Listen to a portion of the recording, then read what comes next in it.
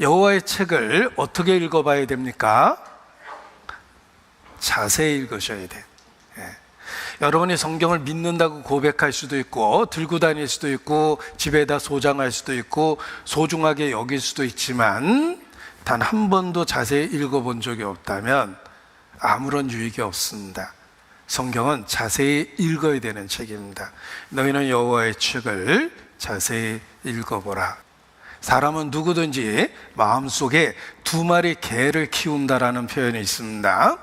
여러분 마음속에 2마리 개가 있습니다. 성경을 배우면 그 2마리 개가 쫓겨납니다.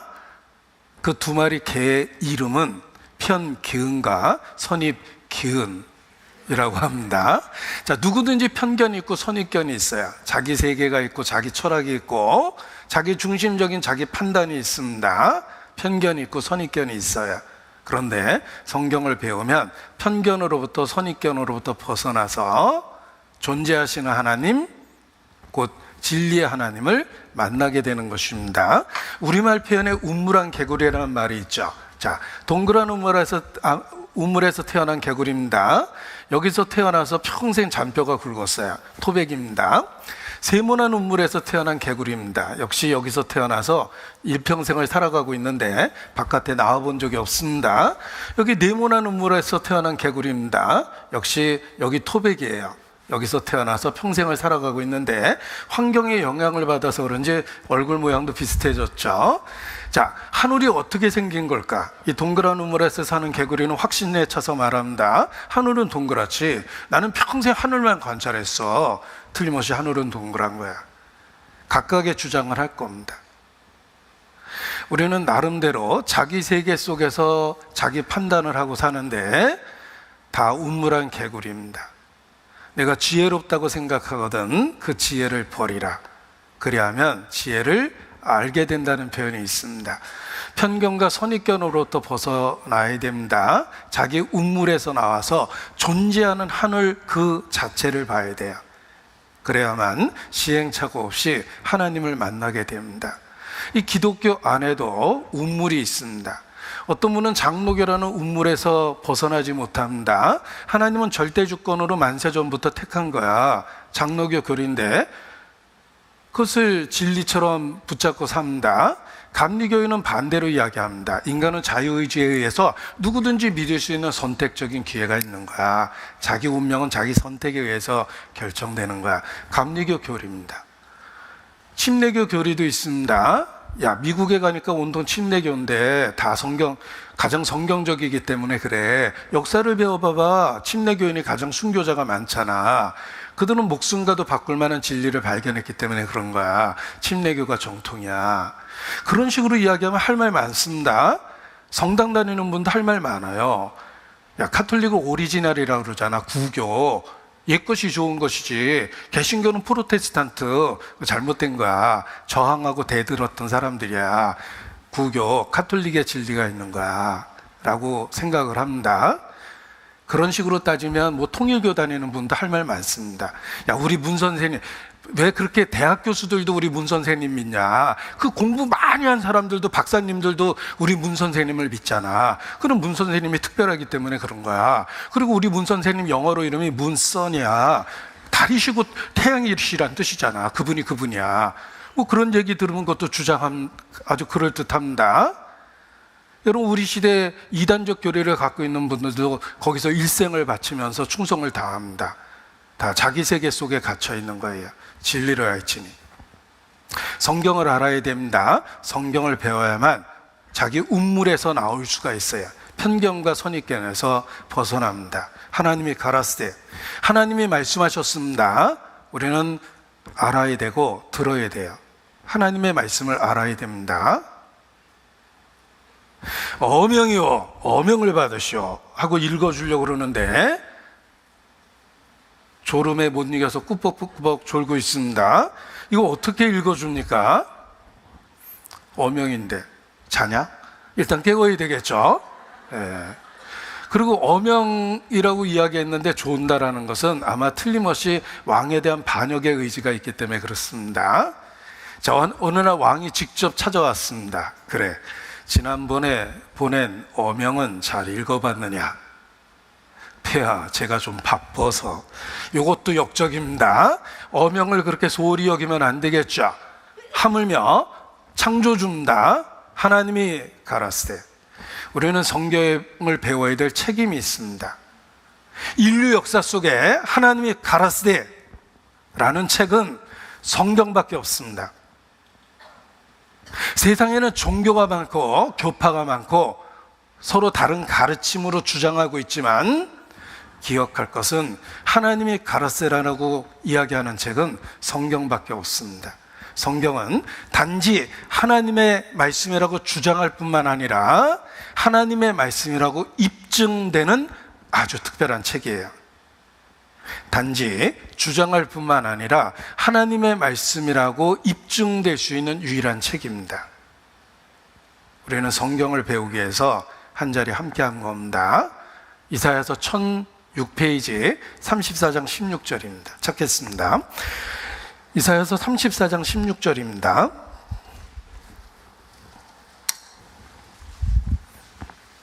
이사야서 34장 16절 1006페이지입니다.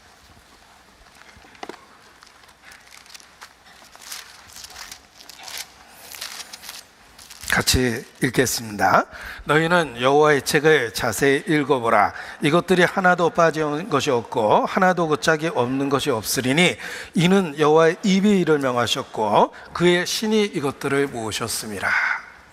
자, 여호와의 책을 어떻게 읽어봐야 됩니까? 자세히 읽으셔야 돼요.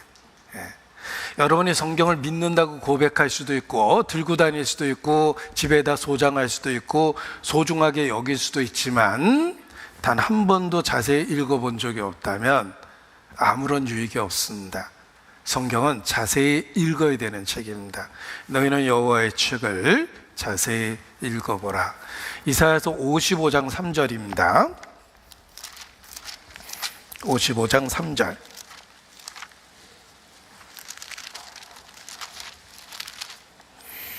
또 함께 읽습니다.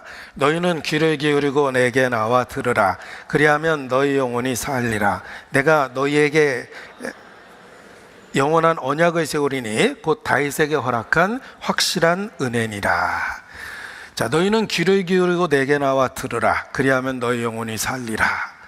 긴 문장인데 짧게 줄일 수 있습니다. 짧게 줄이면 들으라. 그리하면 살리라. 들으라. 그리하면 살리라. 여러분에게 뭘 바치라고 이야기하는 게 아닙니다. 들으라. 제일 쉬운 거죠. 그러면 영혼이 살아납니다. 우리가 한 주간 성경 하나님 앞에서 필요한 것은 말씀을 잘 듣는 거예요. 들으라. 그리하면 살리라. 잘 읽으셔야 됩니다. 바치라가 아니에요. 어떤 분은 이런 말씀 하십니다. 아유, 내가 교회를 오래 다녀보니까 교회도 돈이 있어야지 다니겠더라고. 아무래도 하나님이 돈을 좋아하는 것 같아. 무슨 얘기를 곧다이로 하세요? 그랬더니 아유, 목사님이 입만 열면 돈 얘기잖아. 하나님이 돈을 좋아하나 보지. 하나님이 좋아하는 게 아니라 그 목사님이 좋아하는 거예요. 하나님이 뭐가 아쉬워서 우리한테 돈 얘기하겠습니까? 들으라 라고 말씀하셨지 바치라 라고 얘기한 게 아닙니다. 우매자의 제사 드리는 것보다 가까이 하여 말씀을 듣는 것이 더 낫다 라는 표현이 있습니다. 나는 인애를 원하고 제사를 원치 아니하며 번제보다 하나님 아는 것을 원하노라. 호세아서 6장 6절 말씀입니다. 하나님이 원하시는 건 제사와 번제가 아닙니다. 제사, 번제는 영어로 offering이라고 해서 인간이 신에게 뭔가 제물과 뇌물을 드리는 거예요. 좀 잘 봐달라고. 하나님은 그렇게 인간에게 요구하지 않습니다. 제사와 번제보다도 하나님 아는 것을 원한다 라고 말씀하십니다. 가까이 말씀 듣는 것을 기뻐하신다고 말씀하셨습니다. 제사하는 것보다. 자, 여러분은 하나님 말씀을 듣고 계십니다. 여러분 인생에 하나님을 가장 기쁘시게 해드리고 있는 겁니다. 왜냐하면 하나님은 우매자의 제사 드리는 것보다 가까이하여 말씀 듣는 것을 기뻐하십니다. 우리 하늘에 계신 하나님께서 하나님 말씀을 듣는 여러분들을 정말 기쁜 표정으로 흐뭇하게 내려다보실 겁니다. 물론 좋은 분은 째려보고 계실 거예요. 자냐? 하고 째려보실 겁니다. 가까이하여 말씀 듣는 걸 기뻐하십니다. 들으라, 그래야면 너희 영혼이 살리라. 자, 이 한 주간 여러분에게 헌금하라는 이야기 하지 않습니다. 들으라. 도대체 무슨 얘기를 하는지 들어보십시오. 듣고 욕해도 좋습니다. 자신의 선택이니까. 그러나 중요한 것은 분명하게 무슨 얘기인지 한 번쯤은 들어볼 필요가 있습니다.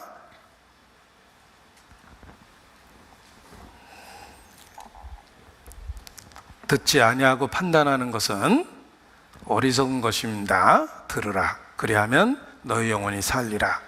자, 우리 시대에는 성경을 가장 쉽게 접하고 가장 저렴한 가격에 구해서 읽을 수 있는 시대입니다. 인류 역사 속에서 이런 시대는 없었습니다.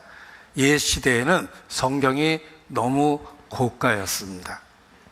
인쇄술이 발달하지 않았던 그 시대에는 성경을 옮겨 적어서 한 권의 책을 만들었는데, 그때 성경 한 권의 가격이 얼마 정도 될까 한번 생각해 보십시오. 인쇄술이 없었던 그 시절에는 성경을 한 구절 한 구절 옮겨 적어서 또 하나의 책을 만들어냈습니다. 필사본이라고 그러잖아요. 그 필사본의 한 권 값이 어느 정도 했을까? 놀랍게도 집 한 채 가격입니다. 제가 집 한 채 가격이라고 그랬더니 그게 서울시 값이에요, 지방직 값이에요 그러는데 적어도 3, 4억은 했다는 뜻입니다. 이 성경책 한 권의 값이 3, 4억 했던 겁니다. 그런데 구텐베르크가 금속 활자를 발명하고 최초로 인쇄본이 나왔을 때 전부 매진돼 버렸습니다. 당시는 문맹률이 높았음에도 불구하고 하나님의 말씀을 읽을 수 있다는 희망 때문에 일단은 산 거예요. 그 구텐베르크의 인쇄본은 얼마였을까? 성인이 한 열흘 정도 일했던 품삯이라고 이야기합니다. 성인의 열흘의 품삯이니까 뭐 150만 원이나 200만 원 정도 했겠죠. 그래도 고가지만 집 한 채 가격이 어느 날 그냥 200여만 원의 돈으로 가격이 내려온 거예요. 그 초판이 매진이 됐습니다. 사람들은 하나님의 말씀을 읽을 수 있다는 기쁨 때문에 너도 나도 그 책을 샀어요. 자, 이것이 그겁니다. 구텐베르크의 최초의 인쇄본이에요. 지금은 몇 권 고고학적으로 남질 않아서 굉장히 고가입니다. 이렇게 정교하게 금속 활자로 인쇄했는데, 이게 구텐베르크에 남아있는 그 성경책은 지금은 엄청난 가격을 매길 수도 없는 고가예요. 몇 권 안 남았기 때문에. 어떤 분이 이런 이야기를 합니다. 아유, 내가 집을 청소하다 보니까 낡고 오래된 성경이 나와서 그거 버렸다고. 근데 그 버린 그 성경책에 구텐베르크라고 써 있대. 들은 친구가 깜짝 놀랐어요. 야, 너 그게 얼마나 귀하고 비싼 건데 그걸 버렸냐고 그러니까, 아이, 그 책 쓸데없어. 이 마르틴 루터란 놈이 온통 낙서를 해놨다라고 이렇게 이야기를 했습니다. 여러분, 마르틴 루터라는 종교개혁자가 직접 읽고 메모했다면 그 가격은 수십 배로 상승할 겁니다. 그런데 가치를 못 알아보니까, 아이, 그 낡은 거 그거 참 먼지 가득해서 버렸다는 어리석은 이야기를 합니다. 성경의 가치를 모르는 분은 그보다 더 어리석은 겁니다. 자, 이게 그릇 하나를 보여드리겠습니다. 뭐 이게 어느 정도 하는 걸까? 개밥 그릇일까? 한 3,000원, 5,000원은 하겠다라는 생각할 겁니다. 어떤 분이 3,000원에 중고장터에서 샀습니다. 그런데 이게 개밥 그릇이 아니었습니다. 시간이 지나서 알고 봤더니 중국 송나라 시대에 딩이라는 유명한 백자였고 소더비 경매에서 25억에 낙찰이 됐답니다. 개밥 그릇처럼 보였는데 갑자기 25억이라고 그러니까 다르게 보이죠. 자, 가치를 알아보는 눈이 필요합니다. 하나님이 가라사대. 성경이 정말 하나님의 말씀이라면 얼마나 큰 가치가 있겠으며 내 인생에 얼마나 큰 의미가 있겠습니까? 한 번쯤은 자세히 읽어볼 필요가 있다는 것입니다. 그리고 성경은 객관적으로도 지금까지 60억 부 이상 팔린 책입니다. 인류 역사상 최고의 베스트셀러 성경입니다. 60억 부 이상 팔렸고 우리나라는 개신교 역사가 150년밖에 안 되는데 놀랍게도 6천만 부 이상 팔렸습니다. 인류 역사상 최고의 베스트셀러 성경입니다. 작년에 가장 많이 팔린 책 성경입니다. 10년 전에 가장 많이 팔린 책 역시 성경입니다. 인류 역사 속에서 성경은 해마다 그의 최고의 베스트셀러입니다. 단순한 베스트셀러가 아닙니다. 가장 많은 언어로 번역된 책입니다. 불경은 한 40여 개 언어로 번역됐다라고 통계가 나옵니다. 성경이 번역된 언어의 숫자는 3686개의 언어라고 이야기합니다. 대단하죠? 전 세계 사람 98% 이상이 자기들의 언어를 읽을 수 있도록 번역되어 있다. 성경입니다. 여러분이 혹 세계 여행을 떠난다고 가정할 때 성경 없는 나라에 여행하는 건 불가능합니다. 아프리카 오지에 가도 성경이 있고 아마존 밀림에서 벌거벗고 사는 원주민을 만났습니까? 더 놀라운 건 그들에게도 성경이 보급되어 있다는 것입니다. 전 세계에 가득 찬 슈퍼 베스트셀러 성경입니다. 그리고 인류에게 실제로 가장 큰 영향을 끼친 책 역시 성경입니다. 서양 사람 이름만 봐도 알 수가 있습니다. 그 이름이 대부분 성경에서 유래된 겁니다. 예를 들면 마이클 잭슨, 그 이름도 성경에서 유래됐죠? 예. 마이클이라는 말은 철자 그대로 읽어보면 미카엘이죠. 성경에 나와 있는 천사의 이름이에요. 잭슨의 SON은 성경이 기록될 당시 누구누구의 아들이라는 표현으로 쓰였습니다. 요한의 아들 존슨, 스티브의 아들 스티븐슨, 피터의 아들 피터슨, 안드레의 아들 앤더슨. 성경에 나오는 시대의 표현 방식이며 그 이름이 다 성경에서 나온 거예요. 우리 동화책 읽은 사람들은 안데르센이라는 동화책 많이 읽었죠. 영어로 읽으면 앤더슨입니다. 안드레는 예수님 제자예요. 그의 아들이라는 말에서 유래된 겁니다. 성경 기록 방식이에요. 우리나라 6.25 이후 미군이 들어왔는데 제일 흔한 이름이 존이에요. 요한이란 뜻입니다. 그래서 동네 강아지 이름이 한동안 쫑이었습니다. 쫑이라는 말이 존, 요한이라는 말에서 유래된 거예요. 007, 첩보 소설에 등장하는 007입니다. 신분을 감춰야 될 스파이가 당당하게 본명을 이야기하죠. 007의 이름은 The name is James Bond. 영화에 보면 자기 이름을 정말 멋있게 이야기하는데 그 제임스 본드의 제임스는 야고보라는 뜻이에요. 예수님 제자의 이름입니다. 서양 사람 이름 대부분이 왜 성경에서 유래됐을까? 성경의 영향력입니다. 지금까지 발행된 서양 문학의 70% 이상이 성경과 관련하여 70% 이상 연관성이 있다고 이야기합니다. 성경은 단순한 베스트셀러가 아니라 인류에게 가장 큰 영향력을 끼친 책입니다. 그리고 우리 시대 교회 다니는 가짜도 많지만 가짜가 있다는 말은 진짜가 있다는 뜻이에요. 정말 예수 믿고 변화된 사람들이 많이 있습니다. 그들이 역사를 뒤흔들어 놓은 거예요. 책을 읽으면 인포메이션, 정보와 지식을 얻게 된다고 이야기합니다. 우리가 책을 읽는 이유는 정보를 얻기 위해서예요. 성경은 하나님이 가라스테라는 하나님 말씀입니다. 성경은 단순한 정보가 아니라 트랜스포메이션, 삶의 변화를 일으키는 책이다 라고 이야기합니다. 성경은 우리의 삶에 놀라운 변화를 일으킵니다. 성경은 수천 년 전에 기록되었음에도 불구하고 21세기 대한민국에 있는 나에게 감동을 주고 영향을 주고 변화를 일으킵니다. 아주 특별한 책이죠. 왜 성경이 특별한 책일까? 하나님이 가라스대, 하나님의 말씀이기 때문에 그렇습니다. 그래서 여기 통계적인 숫자를 말씀을 드리면 자, 인류 역사상 최고의 베스트셀러 넘버 원, 60억 부 이상 팔린 책, 바로 성경입니다. 모든 성경은 하나님의 감동으로 된 것입니다. 교훈과 책망과 바르게 함과 의로 교육하기에 유익하다. 예언은 성령의 감동하심을 입은 사람들이 하나님께 받아 말한 것이다. 도대체 성경이 어떤 책일까? 자, 성경은 예수님의 탄생을 중심으로 BC와 AD로 나눕니다.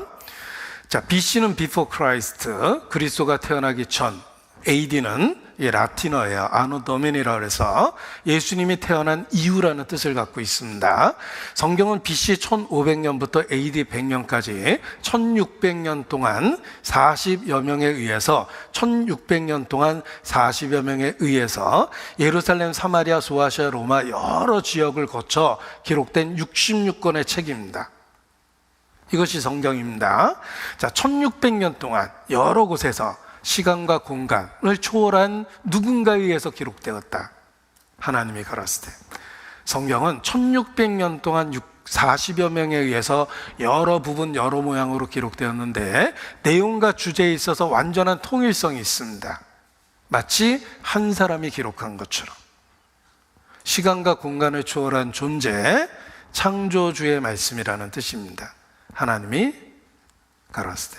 성경은 참 특별한 책입니다. 그래서 미국을 대표하는 그 위인들도 말합니다. 조지 워싱턴, 성경이 없이는 미국을 다스릴 수 없다. 토마스 제퍼슨, 미국은 성경 위에 서 있다. 에이브러함 링컨, 하나님이 인간에게 주신 가장 귀한 선물은 성경이다. 루즈벨트, 온전히 살고자 한다면 반드시 성경을 배워야 한다. 위대한 인물, 그 뒤에 늘 성경이 있었습니다. 그리고 반대로 끔찍한 범죄자 뒤에 성경에 대한 무시, 멸시, 몰이해 이런 것들이 있다는 것입니다. 아브라함 링컨의 고백 속에도 있습니다. 어머니는 부자나 위인이 되기보다 성경 읽는 것을 즐기는 사람이 되라고 유언하셨습니다.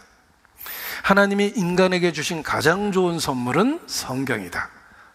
성경의 가치를 알아봤기 때문에 위대한 사람이 될 수 있었던 겁니다.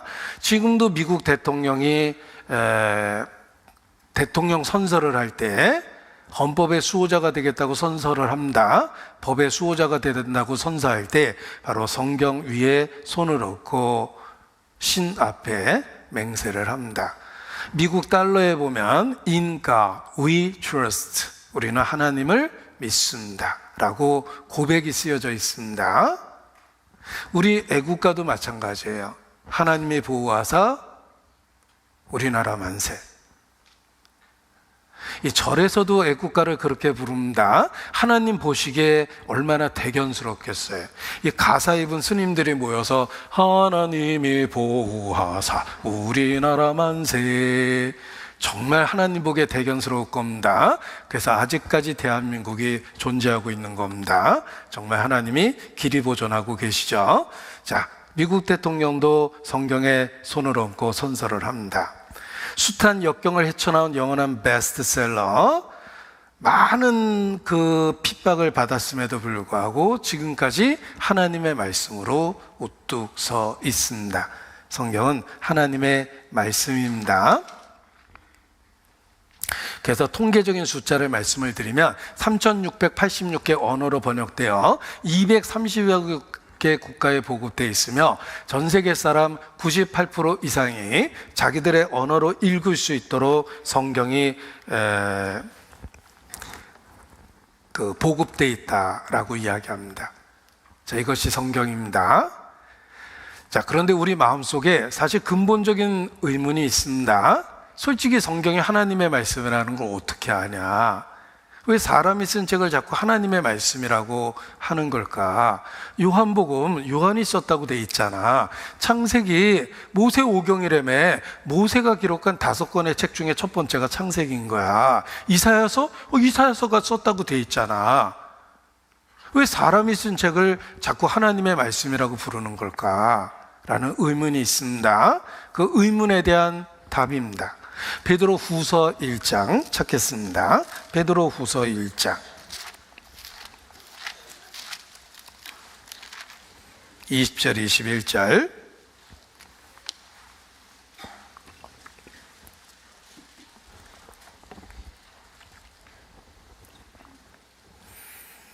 자, 베드로후서 1장 20절 21절 같이 읽죠.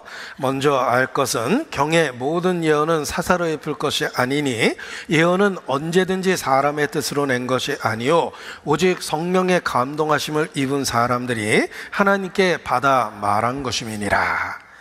자, 예언이 좁게는 장래를 이야기한 게 예언이고 넓은 의미에서는 하나님의 말씀 자체를 예언이라고 그럽니다. 하나님의 말씀 곧 예언은 성령의 감동하심을 입은 사람들이 하나님께 받아 말한 것입니다. 그래서 사람이 쓴 책이지만 하나님의 말씀이라고 부르는 것입니다. 그것을 이렇게 설명해 볼 수가 있습니다. 이 화면을 한번 봐주시죠. 자, 이게 할머니 한 분이 계십니다. 어디가 할머니인가라고 생각하실까봐 조금 자세히 그려보겠습니다. 누구냐면 할머니십니다. 이 할머니가 지팡이를 짚고 있는데 건강이 안 좋으신 것 같습니다. 군대에 손자가 있습니다. 군대 간 손자가 있어요. 이게 누구냐면 군대에 있는 손자입니다. 군대에 있는 손자입니다. 충성, 격려하고 있죠. 네. 군대에 있는 손자입니다. 군대에 있는 손자에게 편지를 쓰려고 그러는데 눈이 침침해서 편지를 쓸 수가 없었어요. 그래서 할 수 없이 옆집에 있는 전북대학교 학생한테 부탁을 했습니다. 학생, 나 편지 좀 쓰는데 좀 도와줘. 그래서 전북대학교 학생이 할머니 편지 쓰는 걸 도와줍니다. 할머니 편지 쓰는 거를 전북대학교 학생이 도와줬어요. 할머니가 얘기한 대로 받아 적어서 군대에 있는 손자에게 편지를 보내주었습니다. 자, 이 군대에 있는 손자가 받아든 편지는 대학생의 편지일까요? 할머니의 편지일까요? 할머니의 편지입니다. 할머니의 생각과 인격이 들어있죠. 혹시 대학생이라고 생각하시는 분은 다음에 어린이 집회를 들으세요. 수준을 낮춰서 들으면 되십니다. 할머니의 편지입니다. 쓰기는 대학생이 썼지만 할머니의 생각과 인격이 들어있습니다. 하나님이 가라사대 너는 이것을 책에 기록하여 후세에 전하라. 너는 이것을 서판에 기록하며 달려가면서도 읽을 수 있게 명백히 하라. 하나님이 가라사대 하나님이 말씀하신 걸 사람들이 받아 적었기 때문에 성경을 하나님의 말씀이라고 부르는 겁니다. 성령의 감동하심을 입은 사람들이 하나님께 받아 말한 것, 이것이 성경입니다. 자, 인간 역사는 예수님의 탄생을 중심으로 분명하게 나누어집니다. 예수님 탄생 이전을 BC라고 그러죠? Beer and Chicken이 아닙니다. 치맥이 아니에요. Before Christ입니다. 아노 도미니는 이게 라틴어라고 그랬죠? 영어로 억지로 번역하면 In the year of love, 주님의 시대다, 이런 뜻입니다. 자, 정조 2년 또 영조 제3년에 고대 왕들의 통치 연대를 갖고 연도를 계산하는데 예수님은 만왕의 왕이십니다. 이 땅에 오신 지 2025년째예요. 올해가. 도대체 예수, 그가 누구길래 그의 중심으로 역사를 나눕니까? 여러분도 예수님을 알게 되면 여러분 인생에 BC가 생기고 여러분 인생에 AD가 분명하게 생깁니다. 누구든지 그리스도 예수 안에 있으면 새로운 피조물이라. 보라, 이전 것은 지나갔으니 새 것이 되었도다. 역사가 바뀌듯이 여러분 인생이 바뀌게 돼 있습니다. 나도 교회 다니고 예수 믿는데 안 변하더라. 그 사람은 교회는 다녀도 개인적으로는 BC, 예수님을 개인적 체험적으로 만나본 적이 없기 때문에 그렇습니다. 역사를 바꾸는 예수님은 우리 개인의 삶에 오셨을 때 우리의 삶을 바꿔놔요. 전과 후는 달라집니다. 마치 잃었다가 찾은 것 같으며 죽었다가 살아난 것과 같은 삶의 변화를 겪게 됩니다. 존 뉴턴이라는 사람은 시적인 표현으로 자기에게 일어난 변화를 이렇게 이야기했습니다. 내가 한때는 이뤄진 자였는데 지금은 하나님 앞에 찾아진 바, 발견된 바 되었다. 내가 한때는 영적인 블라인드, 소경이었는데 지금은 보고 있다. 존 뉴턴이 쓴 시입니다. 영어로 된 시입니다. 보십시오. 한때는 이뤄진 자였는데 찾아진 바 되었고 죽었다 살아난 것과 같다. 한때는 내가 영적인 소경, 아무것도 보지 못했는데 지금은 분명하게 보고 있다. 이렇게 고백을 합니다. 그 존 뉴턴의 시가 가장 사랑받는 노래 1위입니다. 전 세계적으로. 총기 사고에 의해서 어린 학생들이 많이 죽었습니다. 오바마 대통령 당시 대통령이 장례식에 참석했어요. 준비된 원고를 읽으려고 했는데 자식을 잃어버린 부모들의 눈물 앞에서 원고를 읽을 수가 없었습니다. 오바마가 원고를 덮었어요. 그리고 찬송을 불렀는데 그 어떤 연설보다 큰 위로가 됐다고 이야기합니다.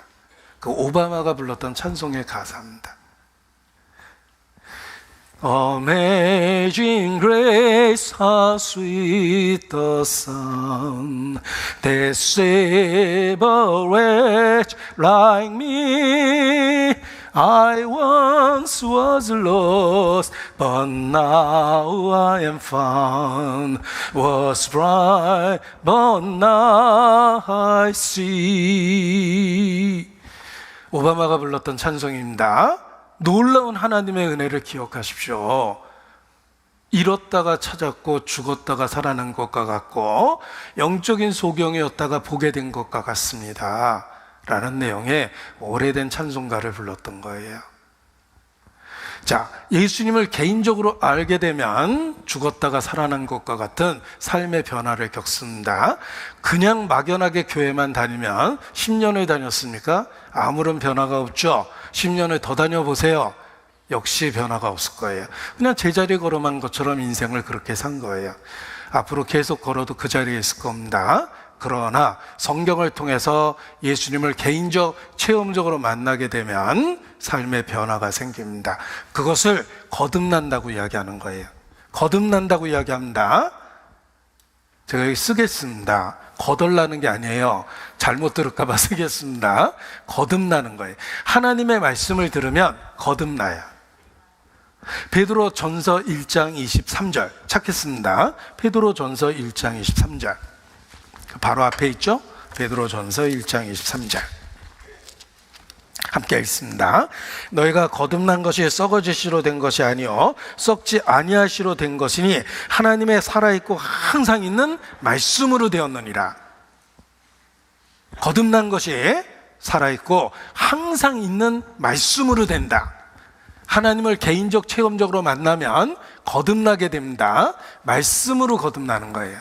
삶의 변화가 생깁니다. 그 전에는 인생의 방랑자였는데 더 이상은 방랑하지 않습니다.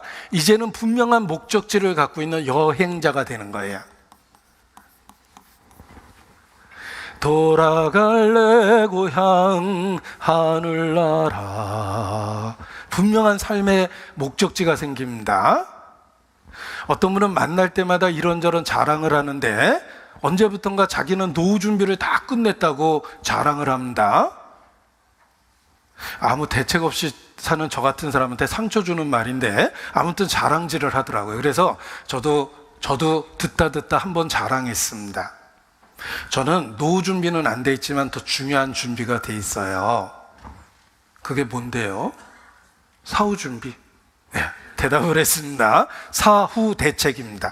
노후 대책보다 더 중요한 건 사후 대책입니다. 네, 최종적인 목적지에 도달할 준비가 돼 있어요.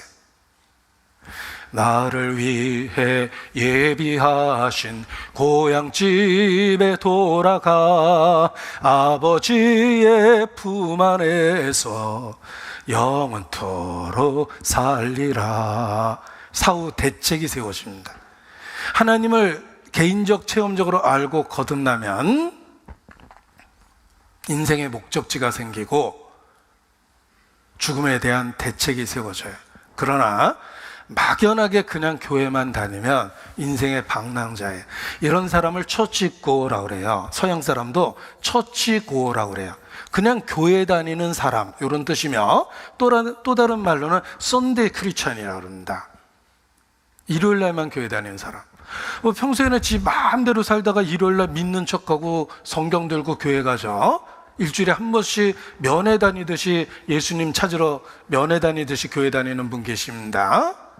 그래서 예수님한테 가서 인사드리고 찬송한 거 불러드리고 용돈 조금 드리고 예수님 다음 주에 또 오겠습니다. 그리고 가서 지 마음대로 살다가 또 일요일날 믿는 척하고 성경 들고 교회 가죠. Sunday Christian 처치고예요. 이런 사람은 혹시 천국에 간다 하더라도 평일에는 내보내야 돼요. 일요일만 들어라. 자기도 할 말이 없을 겁니다. 그렇게 살았으니까. 절대 천국에 못 갑니다. 그냥 처치고예요. 명목상의 기독교인이에요. 교회 다니는 사람이죠. 여러분, 지금까지 안 변했으면 앞으로도 절대 안 변합니다. 뭔가 변화가 필요해요. 그 변화가 어떻게 생깁니까? 하나님이 가라스대, 하나님의 말씀이 있어야지 삶의 변화가 일어나는 거예요. 캄캄한 혼돈 속에서 빛이 있으라 하심에 빛이 있었죠. 말씀이 있어서 변화가 생기는 거예요. 성경 모르고 그냥 교회만 왔다 갔다 하면 지금까지도 안 변했고 앞으로도 안 변했고 인생의 방랑자가 될 거예요. 도대체 왜 사는지, 어떻게 살아야 될지, 어디로 갈지 모르는 상태에서 실패와 절망 가운데 죽어갈 겁니다. 인생의 방랑자가 된 거예요. 자, 성경을 배우는 최고의 유익은 거듭나는 겁니다. 하나님과 만남이 이루어집니다. 개인적이고 체험적인 만남이 이루어져요. 나는 너에게 아버지가 되고 너희는 내게 자녀가 되리라. 아니었었는데 되고 된다고 그러셨죠? 관계가 생기는 거예요. 어떻게 하나님하고의 그 친밀한 관계가 생길까? 사람이 거듭나지 아니하면 하나님 나라를 볼 수 없느니라. 어떻게 거듭날 수가 있습니까? 그가 진리의 말씀으로 너희를 낳으셨느니라. 항상 있고 살아있는 하나님의 말씀으로 거듭난다 라고 하셨습니다. 성경을 배우면 거듭나게 돼 있어요. 성경은 하나님의 말씀이며 성경을 통해 거듭나게 됩니다. 자, 그럼에도 불구하고 여전히 우리 마음에 의문은 있습니다. 하나님이 말씀하신 걸 받아 적은 게 성경이라면, 만약에 선지자가 거짓말로 하나님의 말씀이라고 주장하면 우리가 그 거짓된 걸 어떻게 알 수 있을까? 이런 의문이 있습니다.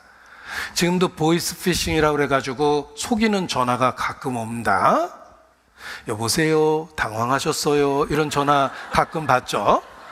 보이스피싱이라는 게 있습니다. 기독교 안에 보이스피싱이 얼마나 많습니까? 자기가 이 시대에 계시를 받았고 이 시대의 마지막 사도라고 이야기하며 말씀을 따르고 예수님을 따르게 하는 것이 아니라 자기의 추종자가 되게 만드는 사람들이 있어요. 그런 일이 역사 속에 많았습니다. 그 거짓 선지자들이 하나님의 말씀이라고 우리를 속이면 어떡합니까? 라는 의문이 있습니다. 그 의문에 대한 답이 있습니다. 신명기 18장인데 제가 시간을 절약하기 위해서 화면을 통해서 보여드리도록 하겠습니다. 신명기 18장입니다. 신명기 18장에 이런 말씀이 있습니다.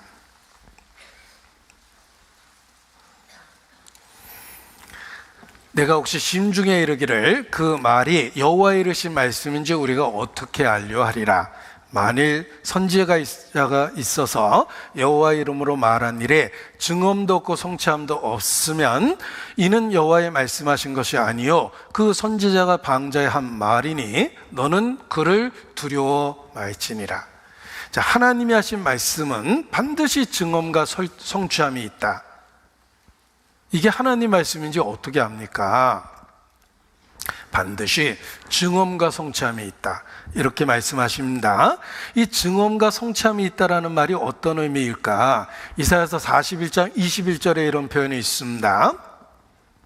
너희는 확실한 증거를 보이라. 장차 당할 일을 우리에게 진술하라. 또 이전 일에 어떠한 것도 고하라. 우리가 연구하여 그 결국을 알리라. 혹 장래사를 보이며 후래사를 진술하라. 너희의 신됨을 우리가 알리라. 또 복을 내리든지 화를 내리라. 우리가 함께 보고 놀라리라. 자, 증언과 성취함이 없으면 하나님 말씀이 아닙니다.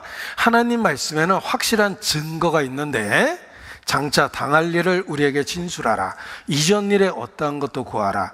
우리가 연구하여 그 결국을 알리라. 혹 장래사를 보며 후래사를 진술하라. 너의 신됨을 우리가 알리라. 보십시오. 성경이 어떻게 한 권의 책이 됐습니까? 예수님의 탄생을 중심으로 BC와 AD로 나눈다 그랬죠. 성경은 BC 1500년부터 AD 100년까지 기록된 책입니다. 그래서 1600년 걸려서 기록됐고, 예수님 태어나기 이전에 기록된 걸 구약이라고 해서 올드 테스터먼트, 예수님 태어난 이후에 기록된 걸 신약이라고 해서 뉴 테스터먼트라고 합니다. 옛 약속, 새 약속이라는 뜻인데, 구약 성경은 39권이며 신약 성경은 27권이고 성경은 66권의 합본판이에요. 그래서 성경이라는 말보다 성경 전서라고 표현하는 게 정확합니다. 성경은 하나님의 말씀이라고 일컬어지는 책을 모아놓은 전서예요. 일종의 라이브러리예요. 66권의 합본판입니다. 이 성경이 하나님의 말씀이라는 걸 어떻게 압니까? 창조주는 이전 일에 어떤 것을 우리에게 말씀해 주십니다. 과거를 보여줬어요. 장차 당할 일을 우리에게 진술하라. 미래를 보여줍니다. 창조주니까. 하나님은 시작과 끝이며 처음과 나중이며 알파요 오메가입니다. 헬라어 첫 스펠링은 알파며 마지막 스펠링이 오메가예요. 시작과 끝이라는 창조주라는 뜻이며 교회당이나 성당 벽에 이렇게 많이 써 있죠. 하나님이란 뜻이에요. 시작과 끝이라는 뜻이에요. 요 말을 자동차 이름에 썼는데 A부터 Z까지, 아토즈, A to Z, 아토즈라는 자동차 이름이 여기서 유래된 거예요. 감히 하나님의 명칭에서 따온 겁니다. 처음부터 끝까지라는 뜻이거든요. 자, 하나님은 인류 역사를 시작하신 알파, 인류 역사를 끝내실 오메가입니다. 성경이 하나님의 말씀이라는 걸 어떻게 압니까? 성경은 1600년 동안 기록됐죠? 장차 당할 일을 우리에게 진술하라. 장래사를 보이며 후래사를 진술하라. 장래사, 후래사, 장차 당할 일, 영어로 What is going to happen? 앞으로 무슨 일이 있을지 한번 얘기해봐라. 성경은 3분의 1이 예언서예요. 놀랍게도 기록될 당시로부터 성경의 3분의 1이 장래일을 기록한 거예요. 장차 당할 일을 우리에게 진술하라.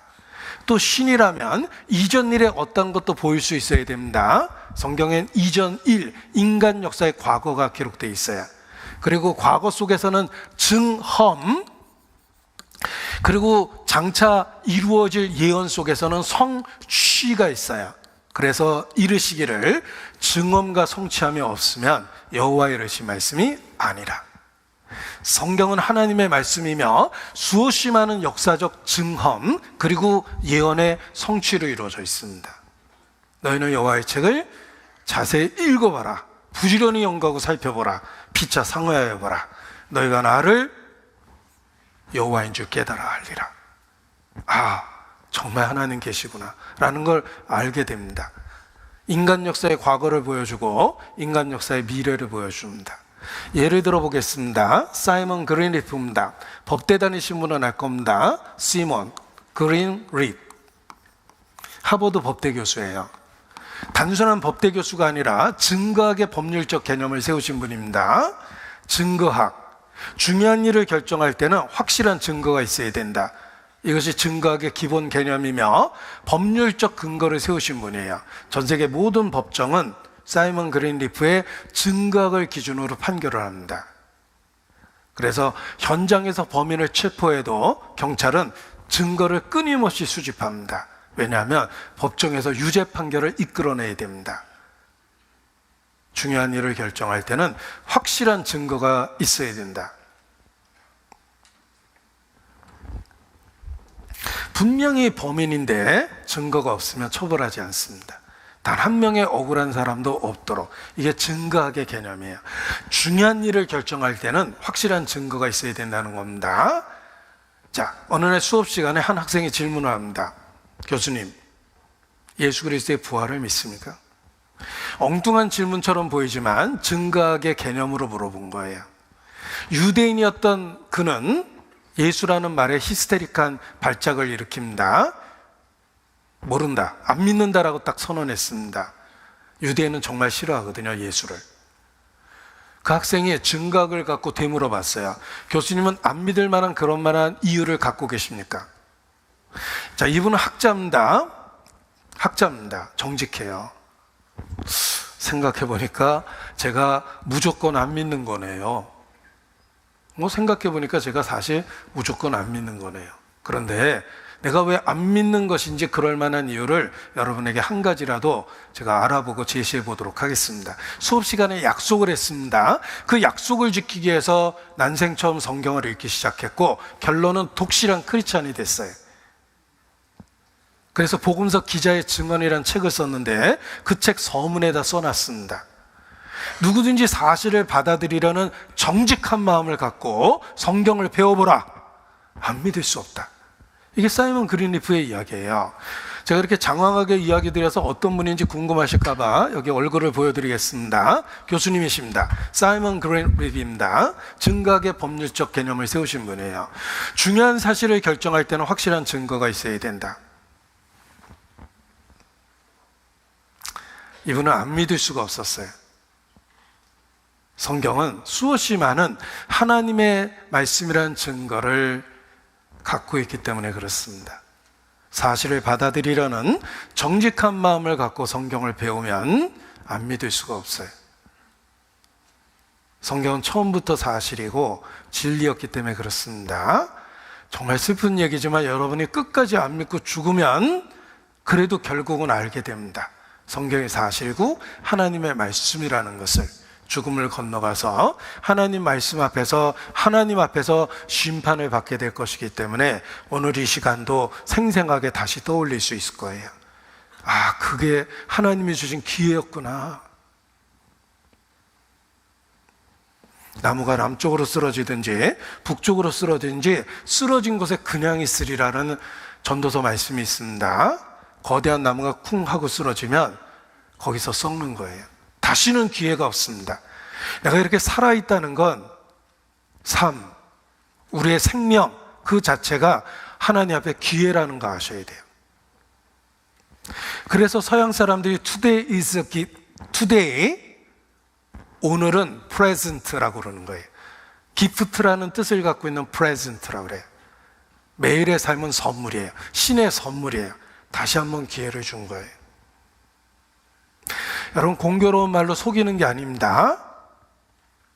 정말 창조주에게 기도해 보세요. 이 말씀이 하나님이라는 것을 분명하게 알려주실 겁니다. 성경을 통해서 하나님의 존재를 알고 그 하나님을 만날 수 있는 기회가 생기는 것입니다. 자, 성경은 하나님의 말씀일 수밖에 없는 역사적인 증험이 있다. 그리고 장차 당할 일, 예언을 기록하고 있는데 수없이 많은 성취함이 있다는 것입니다. 솔직히 성경이 하나님의 말씀인지 어떻게 압니까? 증언과 성취함이 없으면 여호와의 이르신 말씀이 아니라 증거가 있습니다. 자, 친어머니는 아이가 태어날 때 이야기를 해줄 수 있습니다. 친어머니니까. 하나님은 창조주입니다. 역사가 시작됐을 때의 이야기를 해줄 수 있습니다. 창조주니까. 그래서 성경에서는 인류 역사의 처음 이야기가 아주 구체적으로 기록되어 있는 겁니다. 이전 일의 어떠한 것을 자세히 말씀해 주실 수 있는 분은 시작과 끝이신 하나님 한 분이시며, 성경에는 인간 역사가 어떻게 시작되었는지를 아주 자세히 기록하고 있습니다. 그 인류 역사의 시작 부분을 보겠습니다. 역대상 1장입니다. 1절 609페이지입니다. 역대상 1장 1절, 역사책 상편이란 뜻입니다. 하편도 있겠죠? 하편도 있어요. 역대상 1장 1절 609페이지입니다. 거기 최초의 사람이 나옵니다. 최초의 사람이 누군지 한번 보십시오. 609페이지 열왕기상 1장 자, 최초의 사람이 누구죠? 아담. 예, 아담입니다. 아메바가 아니에요. 아메바가 진화된 게 아니라 하나님은 첫사람 아담을 만드셨습니다. 아담의 부인은 하와입니다. 또 다른 말로 이브라고 그러는데 같은 말이에요. 아담의 부인은 하와 또는 이브입니다. 어떤 분은 아담 부인이 마담이라고 우기는데 잘못된 겁니다. 아담의 부인의 이름은 왜 하와일까? 아담이 하와를 처음 만난 그날 틀림없이 이렇게 인사했을 겁니다. How are you?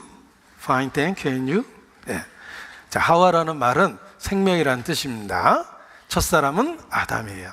자, 제가 읽어드립니다. 역대상 1장 1절부터 읽어드립니다.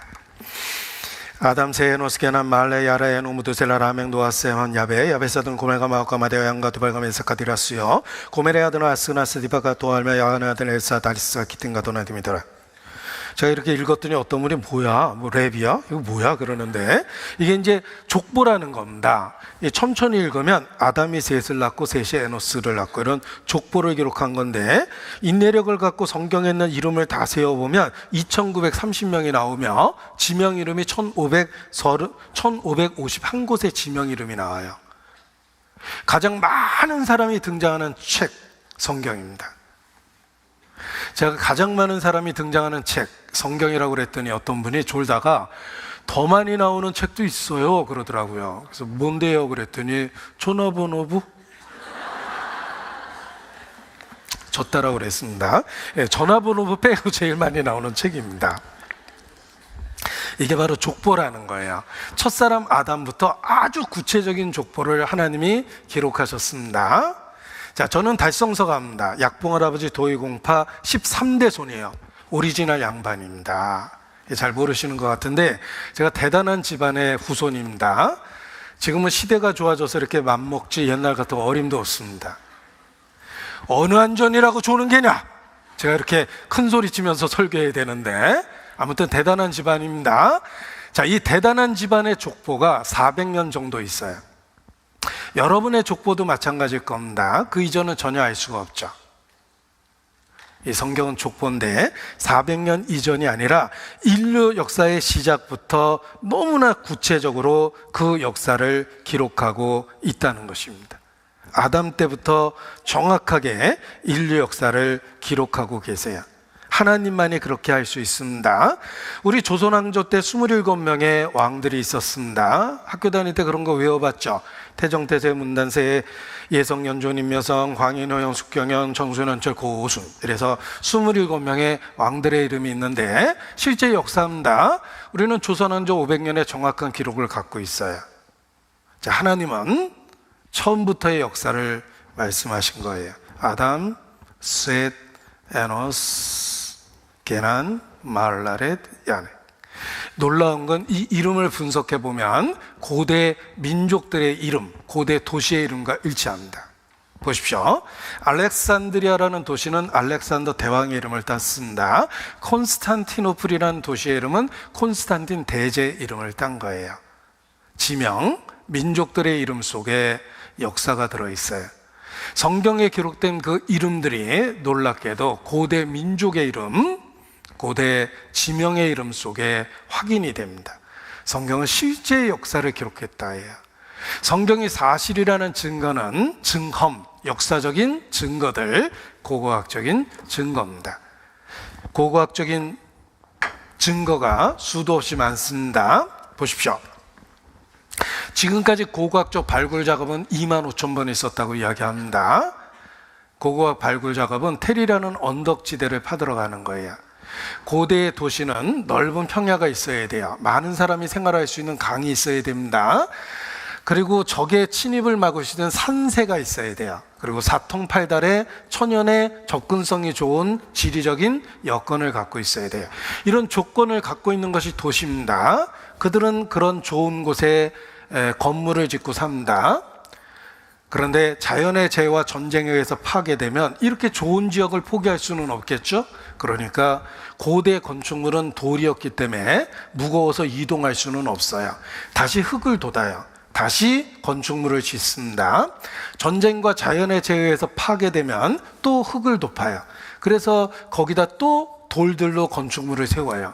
이걸 반복하다 보면 오래된 도시는 높은 언덕지대를 형성하게 되며 이 언덕지대를 텔이라고 그러는 거예요. 텔, 언덕이라는 뜻이에요. 텔아비브라고 그러죠? 아비브의 언덕이라는 뜻이며 고대 도시라는 뜻입니다. 고고학은 이 오래된 고대 도시를 수직적으로 파들어가는 겁니다. 그러면 역사가 드러나요.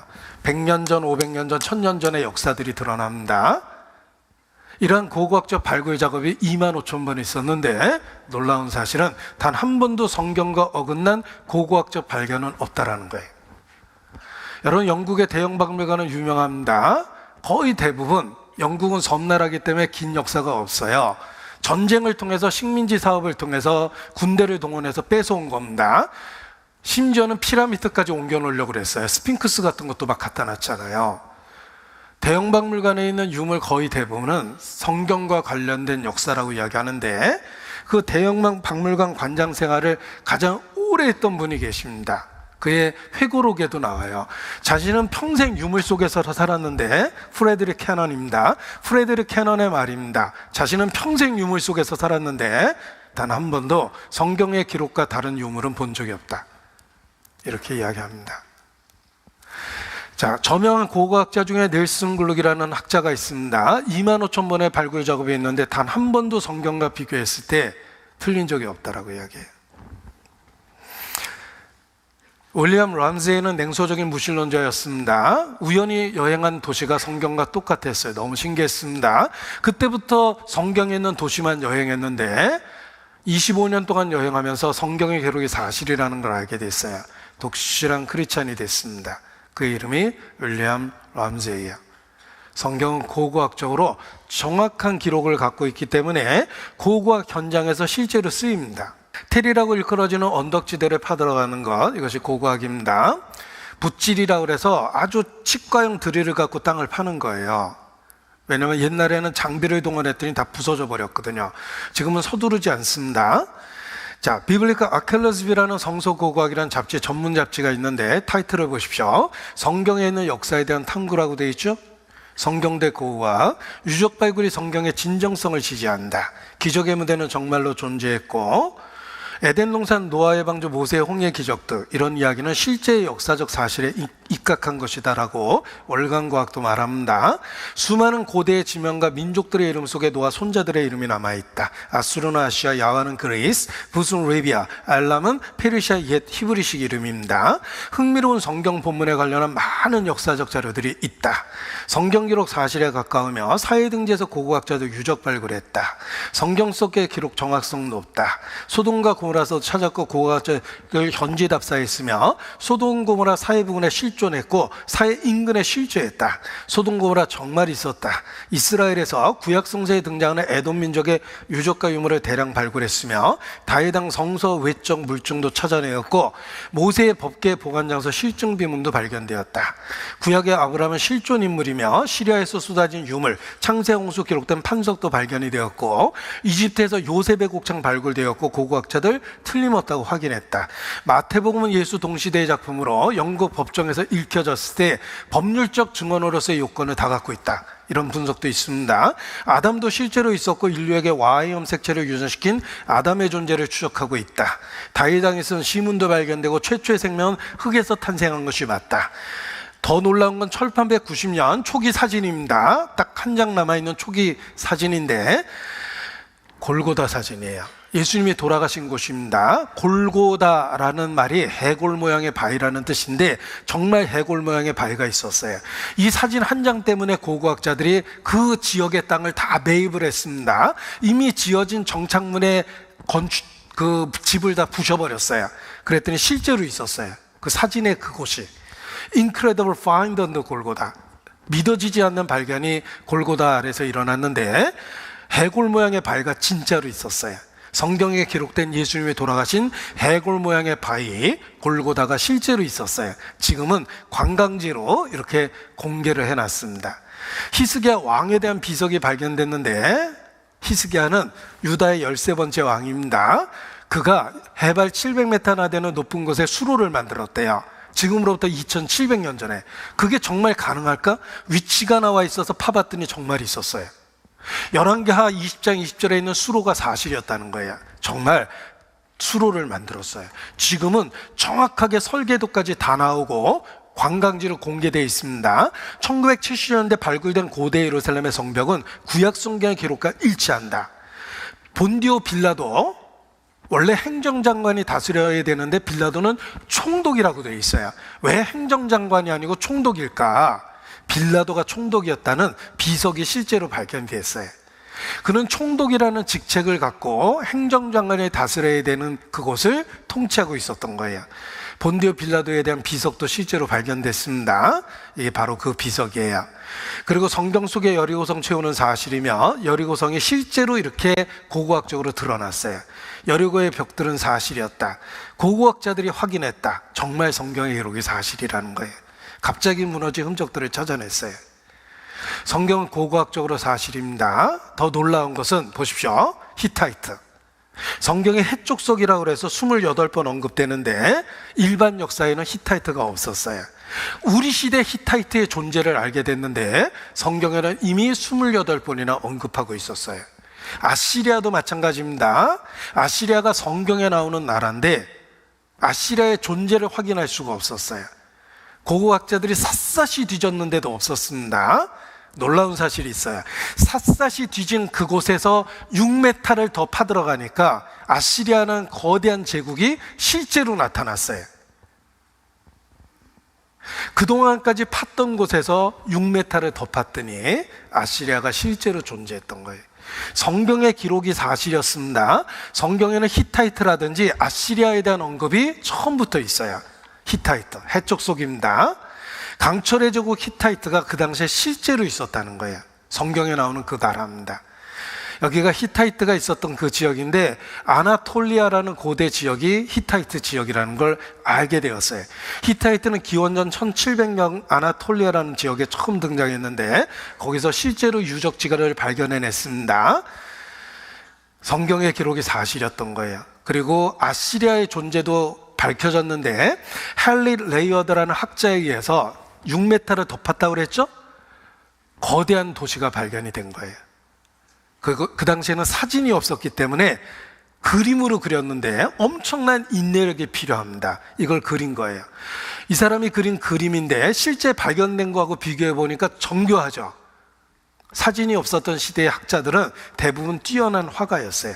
그들은 아주 오랜 시간을 투자해서 정밀화를 그려냈는데 6m를 파들어가니까 어마어마한 도시의 흔적이 발견이 됐어요. 그게 바로 아시리아예요. 성경은 아시리아와 히타이트에 대한 언급을 처음부터 하고 있었습니다. 성경이 사실이었던 거예요. 자, 성경이 사실이라는 명확한 증거는 바로 고고학입니다. 성경의 기록은 정확한 인류 역사의 과거를 담고 있다는 거예요. 성경의 사실성을 믿고 부자가 된 사람이 있습니다. 바로 이 구절 때문에 엄청난 부자가 됐어요. 창세기 14장 10절인데 시띵 골짜기에 여기 아스팔트 핏이라고 되어 있죠. 예. 록펠러는 시띵 골짜기에 역청유가 많았다라는 이 구절을 통해서 중동에 석유가 난다는 확신을 했어요. 유기물질인 석유가 왜 사막에서 납니까? 이 구절 때문에 스탠다드 오일 컴퍼니를 중동에 처음으로 진수시켰죠. 진짜 석유가 났어요. 록펠러는 석유 재벌이 됐고 독점 방지법에 의해서 스탠다드 석유회사가 분할돼서 7대 메이저가 된 거예요. 엄청난 석유 재벌이 됐습니다. 아무도 석유가 나올 거라고 생각하지 않았던 그때 창세기 14장 10절에 의해서 역청구덩이 아스팔트가 있다는 걸 알았어요. 휘발성이 있는 게 날아가고 찌꺼기가 남는 게 역청입니다. 바로 이게 역청이에요. 다음에 보여드리겠습니다. 여기 온통 역청 수렁의 성서에서 개발 힌트를 얻었다고 되어 있죠. 록펠러는 엄청난 석유 재벌이 됐습니다. 자, 스탠다드 석유회사에 다니는 모든 직원들은 성경을 열심히 봤습니다. 우리 회장님도 이거 보다가 부자 됐다고 그러잖아. 그러던 중에 누가 또 다른 구절을 하나 찾아냈습니다. 이게 역청구덩이인데, 이 스탠다드 서교에서 한 직원이 출애굽기 2장 3절의 역청과 나무진이라는 또 다른 구절을 찾아냅니다. 모세 어머니가 어린 모세를 갈대 상자에 넣었는데 물이 들어와서 애가 죽게 생겼어요. 방수 처리를 해야 되겠죠? 역청을 발랐습니다. 노예였던 모세 어머니가 역청을 발랐다는 말은 쉽게 구할 수 있었다는 뜻이며 석유가 난다는 뜻이에요. 회사 제한 제도를 통해서 제출했습니다. 회사에서 찰스 피투스쿠스라는 지질학자를 현장에 바로 파견했습니다. 며칠 뒤에 연락을 받았어요. 엄청난 석유를 실제로 그곳에서 찾아냈어요. 여러분도 또 다른 구절이 있는지 찾아보십시오. 우리가 언제까지 이렇게 살 수는 없잖아요. 자, 보십시오. 중동의 모든 지역에 석유가 납니다. 한 나라 빼고. 중동의 모든 나라에서 석유가 납니다. 한 나라 빼고. 이 한 나라가 이스라엘이에요. 이스라엘은 아랍하고 적대 상태이기 때문에 아랍은 석유 한 방울도 안 팝니다. 할 수 없이 이스라엘은 멀리서 석유를 사오는 바람에 전 세계에서 기름값이 제일 비싼 나라, 전기값이 제일 비싼 나라가 이스라엘이에요. 이스라엘에만 석유가 안 났습니다. 따라서 유대인들은 조상 모세를 원망합니다. 땅을 잘못 잡았다. 젖과 꿀이 흐르는 가나안 땅이라며 석유도 안 나는 땅을 모세가 택했을까?